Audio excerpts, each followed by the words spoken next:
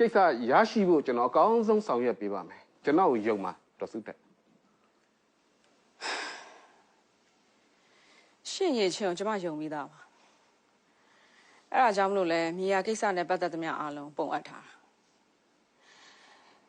တာတလွဲတချော်ဆိုတာမျိုးတော့ကျွန်မအဖြစ်မခံနိုင်ဘူးပြီးတော့မှပညာရှိသတိဖြစ်ခဲဆိုတာမျိုးနဲ့တော့လာမလုံးနဲ့ကျွန်မအဲ့လောက်ထိသဘောထားကြီးနေမှာမဟုတ်ဘူးကျွန်တော်နားလည်ပါတယ်ဒေါ်စုတက်အမှန်ကဒီမြေကဦးမိုက်ကယ်မိုးအမိပေါက်ဖြစ်ပြီးသားပါဒါပေမဲ့တစ်ဖက်ကဘိုးဘပိုင်မြေနေရာဆိုပြီးတရားစွဲတဲ့အတွက်အစိုးရပိုင်ဆိုပြီးတိမ့်လိုက်တာပါအစိုးရနဲ့ဆိုင်သွားတော့ကျွန်တော်ဘက်ကဒီကိစ္စကိုလောက်ရကန်ရတာအခက်အခဲဖြစ်သွားလို့ပါကျွန်မအဲ့ဒါတွေအကုန်လုံးသိပြီးသားလေအခုမှဘာလို့ပြန်ရှင်းပြနေရလဲကျွန်မရှင်းကိုပြောခဲ့ရရှင်းရှင်းလေးဘလို့စ조사မလဲဆိုတာကိုကျွန်မမကြားချင်